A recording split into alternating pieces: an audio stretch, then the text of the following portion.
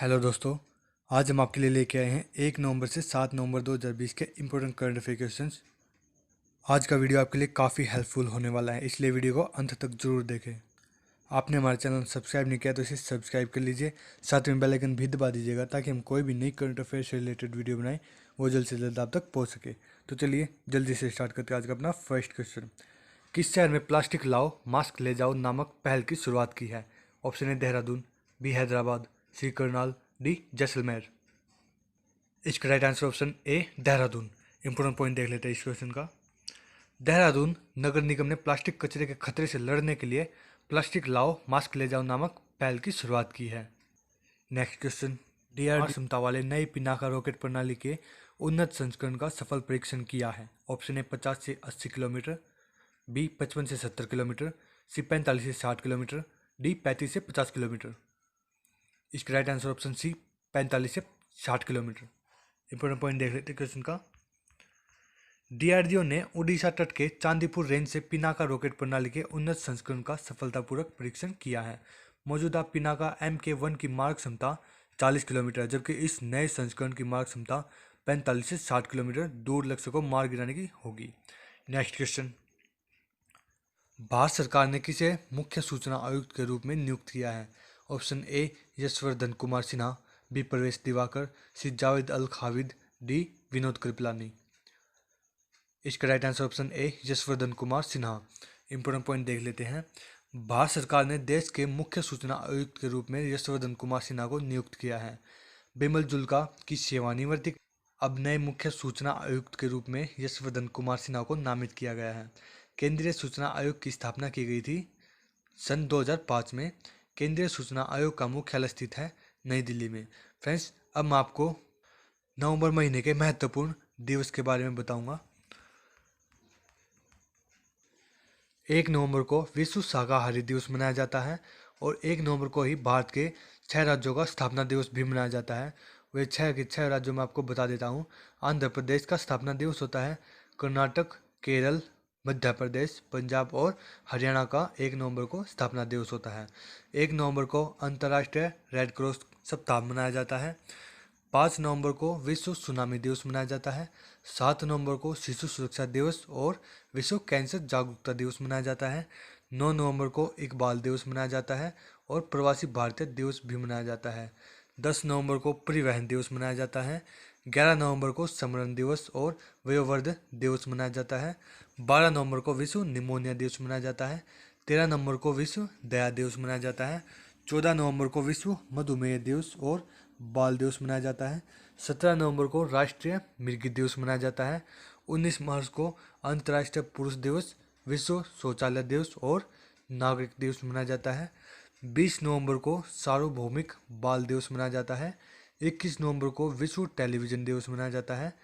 25 नवंबर को महिलाओं के खिलाफ हिंसा के उन्मूलन के लिए अंतर्राष्ट्रीय दिवस मनाया जाता है। 26 नवंबर को कानून दिवस मनाया जाता है।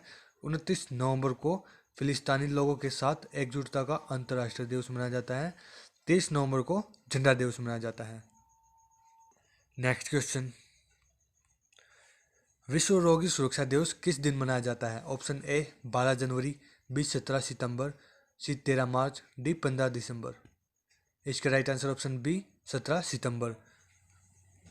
17 सितंबर को हर साल विश्व रोगी दिवस मनाया जाता है। 2020 का विश्व रोगी दिवस का थीम है health worker safety, A priority for patient safety रखा गया है। और यहाँ पे WHO का जिक्र हुआ है, तो मैं आपको WHO के बारे में इंपॉर्टेंट पॉइंट्स बता। WHO की फुल फॉर्म है वर्ल्ड हेल्थ ऑर्गेनाइजेशन। इसकी स्थापना हुई थी 7 अप्रैल 1948 में। 72 साल इसकी स्थापना को पूरे हो चुके हैं। मुख्यालय स्थित है इसका जिनेवा में। और WHO के 3 प्रमुख होते हैं, एक होता है महानिदेशक और 2 होते हैं उप महानिदेशक। WHO के महानिदेशक टेड्रोस एडहानोम है, सौम्या स्वामीनाथन उप महानिदेशक है और जेन एलिसन भी उप महानिदेशक हैं। Next question. भारत और किस देश की नौसेना के बीच मालाबार नौसेना अभ्यास शुरू हुआ है? Option A America, B Japan, C Australia, D उपरोक्त सभी। इसका राइट आंसर ऑप्शन डी उपरोक्त सभी। बंगाल की खाड़ी में भारत, अमेरिका, जापान और ऑस्ट्रेलिया की नौसेना के बीच मालाबार नौसैनिक अभ्यास का पहला चरण शुरू हुआ। इस अभियान का चरण 13 से 6 नवंबर तक आयोजित किया जाएगा, जबकि चरण 2 का आयोजन 17 से 20 नवंबर तक अरब सागर में किया जाना है। नेक्स्ट क्वेश्चन, लॉन्च पुस्तक टिल वी विन के लेखक कौन है? Option A Randeep Guleria, B Chandrakant Lahariya, C Gagandeep Kang, D उपरोक्त सभी। इसका राइट आंसर ऑप्शन डी उपरोक्त सभी। एम्स के निर्देशक रणदीप गुलेरिया और चंद्रकांत लोहारिया एवं गगनदीप कांग द्वारा संयुक्त रूप से लिखित पुस्तक टिल वी विन को लॉन्च किया गया है। Next question, ONGC Videsh Limited के नए प्रबंध निदेशक एवं सीईओ कौन बने हैं? Option A V N Narayan, B R K Sibal, सी ए के गुप्ता, डी एस के जैन। इसका राइट आंसर ऑप्शन सी ए के गुप्ता। ओएनजीसी विदेश लिमिटेड के नए प्रबंध निदेशक और सीईओ के रूप में ए के गुप्ता को नियुक्त किया गया है। ए के गुप्ता को घरेलू एवं विदेश की तेल एवं गैस अन्वेषण एवं उत्पादन कार्य के विभिन्न संस्थाओं का लगभग 3 दशकों का लंबा अनुभव भी है। ओएनजीसी की स्थापना की गई थी 1965 में। ओएनजीसी का मुख्यालय स्थित है नई दिल्ली में। नेक्स्ट क्वेश्चन, फराज खान का निधन हुआ है, वह एक प्रसिद्ध क्या थे? ऑप्शन ए अभिनेता, बी राजनेता, सी लेखक, डी कवि। इसका राइट आंसर ऑप्शन ए अभिनेता। 1990 के दशक से अपने करियर की शुरुआत करने वाले बॉलीवुड अभिनेता फराज खान का निधन हो गया है। वर्ष 1998 की उनकी मेहंदी फिल्म काफ़ी लोकप्रिय भी हुई थी।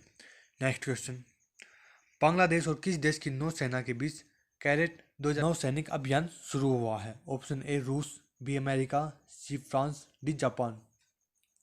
इसका right answer option B America. एशियाई विकास बैंक के किस राज्य में बिजली वितरण प्रणाली में सुधार के लिए 132.8 मिलियन डॉलर के ऋण को मंजूरी दी है? Option A Meghalaya, B Rajasthan, C Assam, D Jammu Kashmir. इसका right answer option A Meghalaya. एशियाई विकास बैंक ने मेघालय राज्य में बिजली वितरण नेटवर्क को बेहतर एवं अपग्रेड करने के लिए मेघालय राज्य को 132.8 बिलियन डॉलर का ऋण देने की घोषणा की है। नेक्स्ट, असम सरकार ने किस शहर में Indo Israel centre of excellence की आधारशिला रखी है? ऑप्शन ए चिरांग, बी औरचर, सी गुवाहाटी, डी दारंग। इसका right answer option C Guwahati. Assam राज्य के गुवाहाटी के पास Indo Israel centre of excellence for vegetable protect cultivation की आधारशिला रखी गई है। असम राज्य सरकार ने 10.33 करोड़ रुपए की लागत से कृषि गतिविधियों में बढ़ावा लाने के उद्देश्य से इस परियोजना की शुरुआत की है। फ्रेंड्स, क्वेश्चन में इजराइल देश का जिक्र हुआ है तो हम इसके बारे में इंपॉर्टेंट पॉइंट्स जान लेते हैं। इजराइल देश की वर्तमान में राजधानी जेरूसलम है। इजराइल देश के वर्तमान में मुख्यमंत्री हैं बेंजामिन नेतन्याहू। क्वेश्चन में असम राज्य का भी जिक्र हुआ तो हम असम राज्य के बारे में भी जान लेते हैं।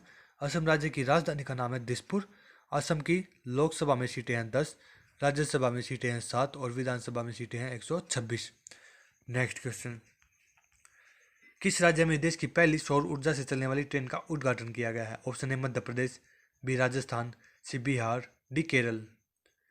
इसका right answer option D Kerala. Kerala राज्य में देश की पहली सौर ऊर्जा से चलने वाली ट्रेन को मुख्यमंत्री पिनाराई विजयन ने हरी झंडी दिखाई है। यह ट्रेन केरल के वैली टूरिस्ट विलेन में 60 करोड़ रुपए की लागत परियोजना के अंतर्गत शुरू की गई है। इस ट्रेन में 3 बोगियां हैं जिसमें 45 लोग सफर कर सकते हैं। फ्रेंड्स, क्वेश्चन में केरल राज्य का जिक्र हुआ है तो केरल राज्य के बारे में इंपॉर्टेंट पॉइंट्स जान लेते हैं। केरल राज्य की राजधानी का नाम है तिरुवनंतपुरम। इसका सबसे बड़ा शहर है तिरुवनंतपुरम और केरल राज्य में 14 जिले हैं। राजभाषा है केरल की मलयालम। केरल का गठन हुआ था 1 नवंबर 1956 में। राज्यपाल है केरल के पी सदाशिवम। मुख्यमंत्री है केरल के पिनाराई विजयन। विधानसभा में सीट है केरल की 140, राज्यसभा में 9 और लोकसभा में 20 सीटें हैं।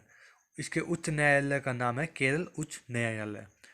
Next question, BCCI TV match T20 challenge 2020 का टाइटल स्पॉन्सर कौन बना है?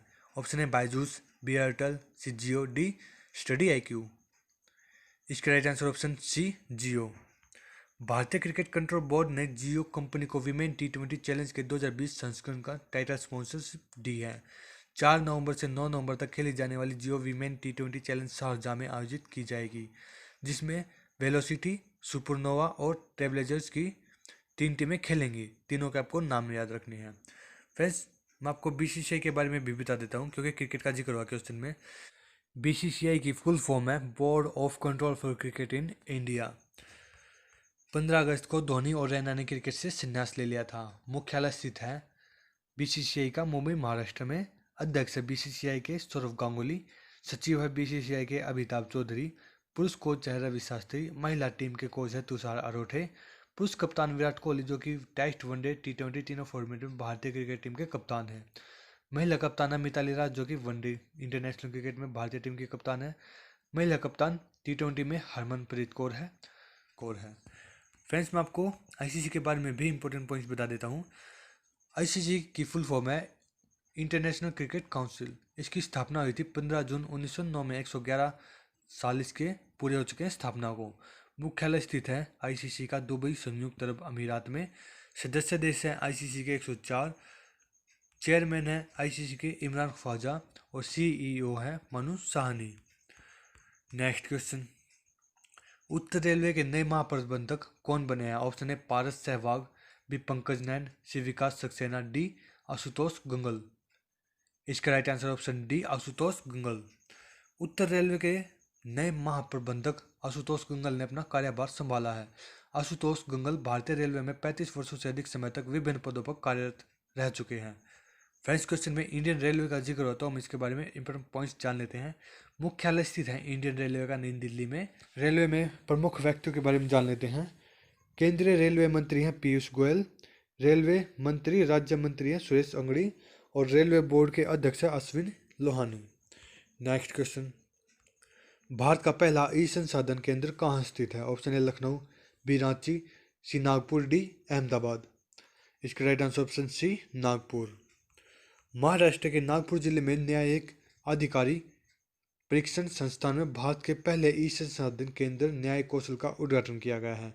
ई संसाधन केंद्र का उद्घाटन 31 अक्टूबर 2020 को भारत के मुख्य न्यायाधीश शरद अरविंद बोबडे ने किया था। भारत के मुख्य न्यायाधीश के बारे में हम इंपॉर्टेंट पॉइंट्स जान लेते हैं। भारत के मुख्य न्यायाधीश को CJI भी बोलते हैं। भारतीय न्यायिक प्रणाली के सर्वोच्च रैंकिंग अधिकारी होते हैं और भारत के सर्वोच्च न्यायालय के प्रमुख और मुख्य न्यायाधीश भी हैं। मुख्य न्यायाधीश भारत के राष्ट्रपति द्वारा संविधान के अनुच्छेद 124 के खंड 2 के तहत संसद की सलाह और सहमति से नियुक्त किया जाता है और 65 साल की उम्र तक सर्वोच्च न्यायालय का न्यायाधीश कार्य करता है। Next question, PM Narendra Modi ने किस राज्य में एकता क्रूज सेवा की शुरुआत की है? ऑप्शन है Odisha, B Madhya Pradesh, C Gujarat, D Bihar. इसका right answer option C Gujarat. PM Narendra Modi ने गुजरात के केवड़िया में श्रेष्ठ भारत भवन से स्टैचू ऑफ यूनिटी के लिए एकता क्रूज सेवा की शुरुआत की है। स्टैचू ऑफ यूनिटी और फेरी बोट सेवा के माध्यम से श्रेष्ठ भारत भवन और स्टैचू ऑफ यूनिटी के बीच की 6 किलोमीटर की दूरी को अनुभव किया जा सकता है। एकता क्रूज सेवा नाव में 200 यात्रियों को महज 40 मिनट की राइड प्रदान की जाएगी।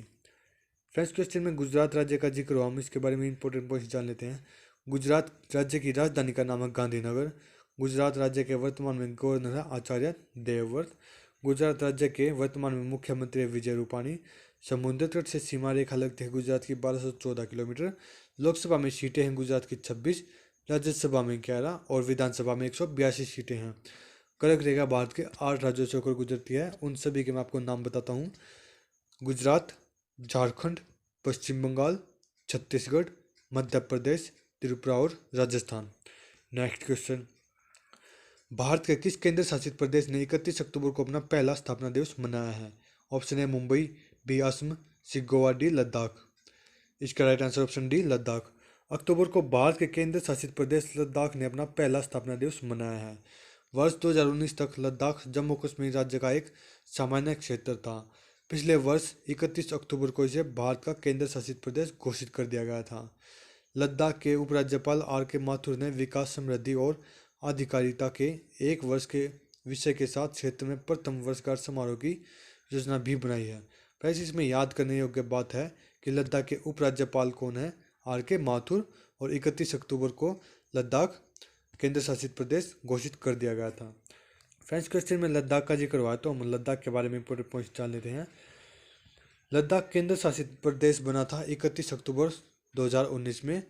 लद्दाख की राजधानी लेह है। लद्दाख में 2 जिले हैं, लेह और करगिल। उपराज्यपाल हैं लद्दाख के राधा कृष्ण माथुर और इसके उच्च न्यायालय का नाम है जम्मू और कश्मीर उच्च न्यायालय। आधिकारिक भाषाएं हैं लद्दाख की हिंदी, लद्दाखी और तिब्बती। नेक्स्ट क्वेश्चन, यूनेस्को ने भारत के किस राज्य में स्थित पन्ना टाइगर रिजर्व को world network of biosphere reserve में शामिल किया है? ऑप्शन है Bihar, B Madhya Pradesh, C Gujarat, D Uttarakhand. इसका राइट आंसर है ऑप्शन बी मध्य प्रदेश। यूनेस्को ने भारत के मध्य प्रदेश राज्य में स्थित पन्ना टाइगर रिजर्व को world network of biosphere reserve सूची में शामिल किया है।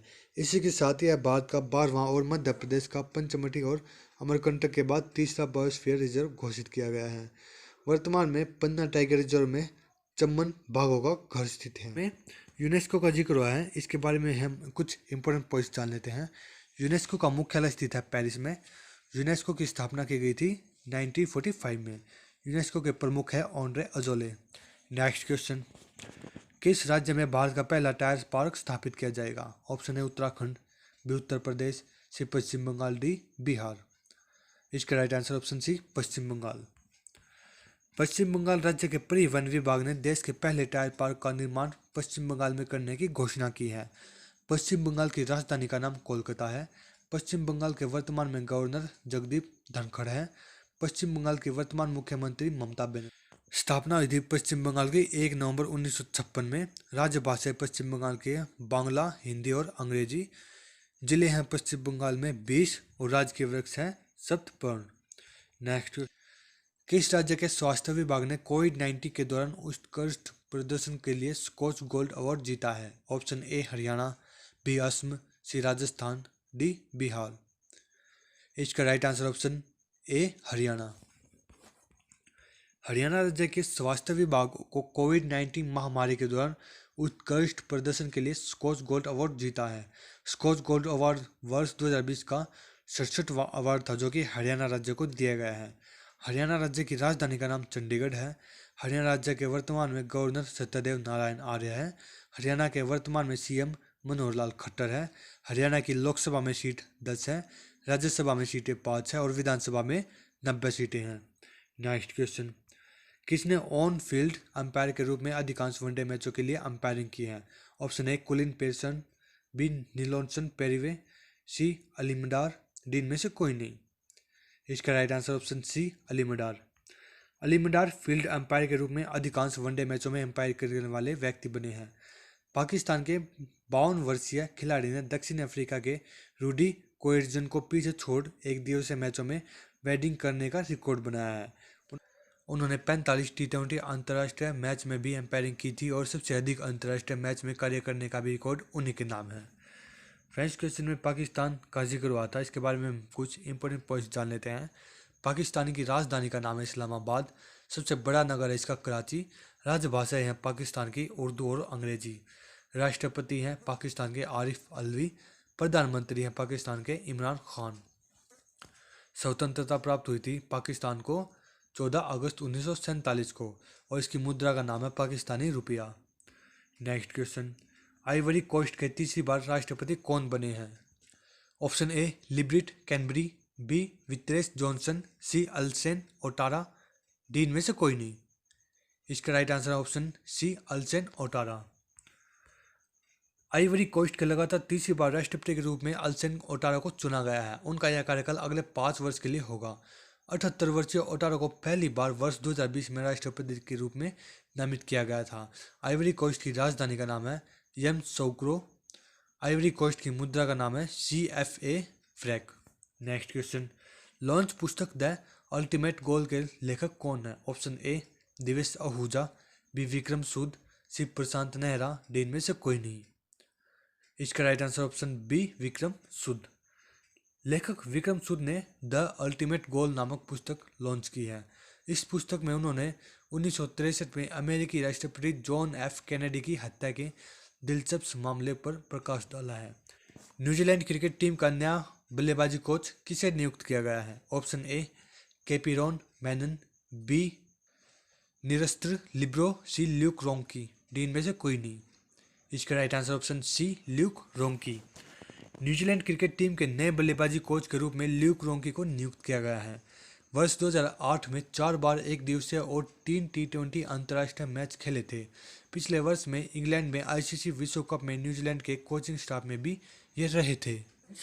हमारी टीम ने पूरे अक्टूबर महीने की करंट अफेयर की वीडियो बनाई है, जिसका लिंक आपको डिस्क्रिप्शन में मिल जाएगा। और आज का वीडियो कैसा लगा कमेंट करके ज़रूर बताएं, और वीडियो अच्छा लगा तो वीडियो को लाइक और अपने फ्रेंड्स में शेयर करना ना भूलें। आज के लिए इतना ही, धन्यवाद।